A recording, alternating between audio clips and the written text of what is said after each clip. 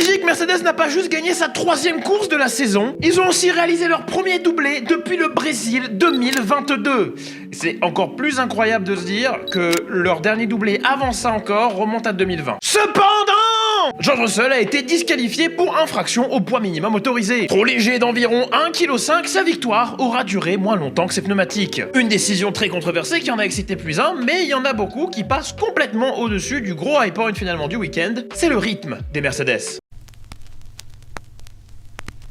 Après une séance de qualif qui va voir Verstappen claquer la pole position, une pole non consommée vu que le bug est rétrogradé de 10 places parce qu'il a changé des composants moteurs, la meilleure Merco s'aligne seulement à la 3e position, derrière Sergio Pérez et Charles Leclerc qui héritent donc de la pole, ce qui veut dire qu'on savait déjà qui n'allait pas gagner dimanche.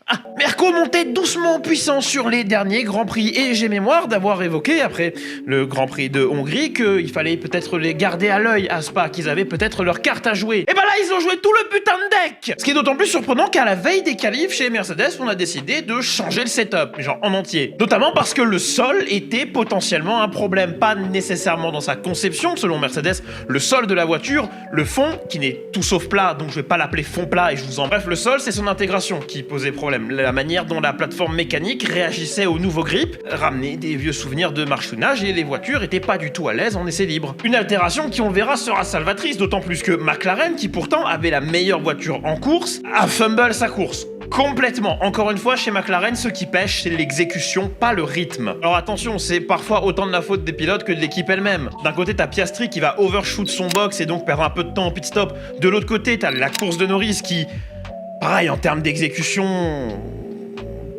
Non, il y avait pas de quoi se battre devant. Chez Red Bull, c'est pareil, hein, en termes d'exécution, suboptimal. Alors oui, il y en avait déjà qui voyaient Verstappen remonter les 10 places de pénalité qu'il avait perdues, qu'il le voyait déjà prendre 6 secondes d'avance à 3 tours de la fin. Mais la Red Bull de 2024 n'a pas le même avantage par rapport à ses pairs que la Red Bull de 2023 avait. Rajoute à ça un package aéro un peu plus chargé pour être plus efficient dans le secteur 2, et tu obtiens un Verstappen bloqué en train DRS quasiment toute la course. Que même à la fin, il avait finalement pas vraiment le rythme pour aller chercher Leclerc. Ce qui était...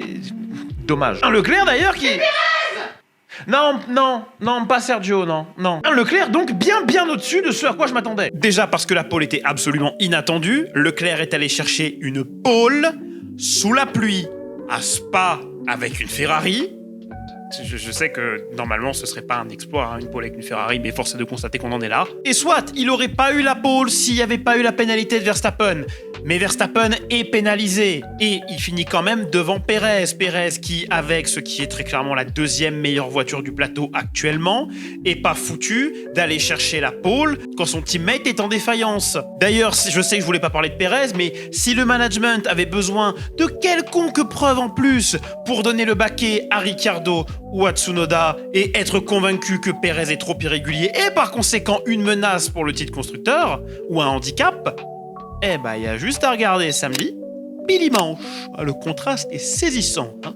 Belle courbe en S sur Lightroom. Parce que le voir se faire doubler par Hamilton en début de course a pas été tellement une surprise. La Merco était plus vite, Loulou a utilisé son rythme exactement comme il fallait, logique. Le fait est que Charles avait, à mon avis, aucune putain de manière de s'accrocher au podium comme il l'a fait. Donc franchement, chapeau. Parce que même si la Ferrari est carrément plus vite que les Aston ou les Alpines, force est de constater que ils sont derrière Mercedes maintenant. Et en fait ça depuis un petit bout de temps. Et en vrai, ceux qui avaient overall le meilleur rythme, et ça s'est ressenti ce week-end, eh ben c'était eux, c'était Mercedes. Et Piastri. Putain, s'il avait pas foiré son stop,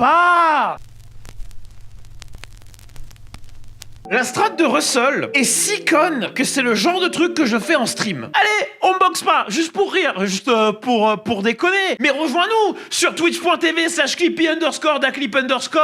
On se marre, bordel, des fois on s'arrête pas au stand. Voilà, super placement de produit de mon propre... Hamilton avait carrément plus de rythme que Russell. Mais George, il avait juste d'autres plans ce jour-là. Il s'est dit non, je m'arrête une fois et je t'emmerde. Et la vérité, j'ai vu ça d'un œil et j'ai vraiment fait... P8. À tout casser. Eh bah putain. Je pense secrètement on lui a mis des Bridgestone quand il s'est arrêté, avec des décals Pirelli sur le côté. Tu sais comme les mecs qui écrivent Michelin sur des pneus Windforce avec un feutre acheté chez Action. Mais ça faisait aucun putain de sens sur le papier. Même Pirelli ils ont pas compris. La surface elle est neuve, elle est plus abrasive, la voiture elle est lourde. Mais George il s'en branle. T'es pas content? Un seul arrêt. Pendant ce temps-là, oui, Lewis avec 2 arrêts plus rapides. Ah ça, y a pas de problème. Et il le rattrape. Et quand il le rattrape, il lui fond dessus. L'écart, c'était un sorbet outre-mer par terre sur le trottoir. Hein. Mais entre rattraper quelqu'un et doubler quelqu'un, il y a un pas à franchir. Hein. Et le pas, il est costaud. Mais bon, au final...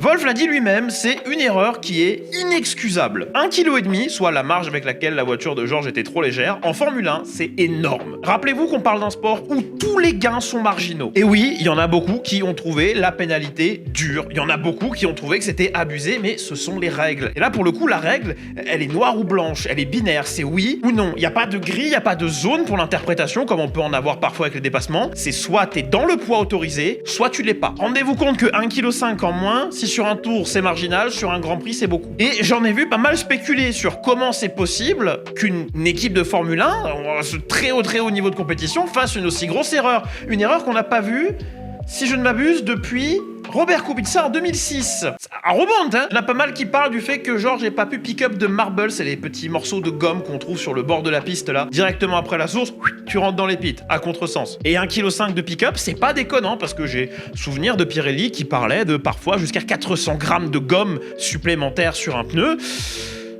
Alors oui, si t'arrives à ramasser 4x400, tu l'as ton 1,5 kg. T'as même ton 1,6 kg. Mais ça reste une énorme erreur parce que Mirko, ils le savent qu'il n'y a pas de tour d'honneur à Spa-Francorchamps. C'est pas nouveau, c'est pas de cette année. Il y en a d'autres qui parlent du fait que George a flingué sa pesée lui-même en consommant trop d'essence. Non. La première pesée après la course s'est faite effectivement à chaud avec tous les fluides encore à bord. Mais à la seconde pesée, la pesée d'inspection, celle justement où on a fait « mais il a pas le poids nécessaire », elle se fait littéralement à vide. C'est parce que le poids minimum sans essence est de 798 kg. Article 4.1 du règlement technique. Quant à ceux qui pensent qu'il a trop utilisé ses gommes et que c'est comme ça qu'il a enculé sa course, c'est une possibilité. Ça me paraît pas complètement capillotracté. Je suis pas convaincu, mais j'exclus pas non plus, tu vois. C'est aussi la thèse privilégiée par Wolf. Enfin, je crois. J'ai pas écouté les conférences de presse, les réactions des teams principales. J'ai lu en diagonale un article, donc ça vaut ce que ça vaut. Hein. Ça, ou alors c'est Dédé qui a oublié de remettre un ballast quand ils ont remonté la bagnole, j'en sais rien. Quoi qu'il en soit, sur la globalité du week-end, Mercedes a été capable de nous prouver 2 choses. A, qu'ils étaient encore capables de prendre les bonnes décisions stratégiques. Ça reste quand même putain de dommage le fait que la voiture ait été déclassée. Et aussi qu'elles ont du rythme. Et je suis très pressé de voir où est-ce qu'on en sera au championnat constructeur en fin de saison. Merci beaucoup d'avoir regardé cette vidéo jusqu'au bout. Je suis Clipidaclip. Tu peux suivre absolument partout, ça s'affiche, sauf dans la rue. Et puis retrouvez-nous sur Twitch. Bisous.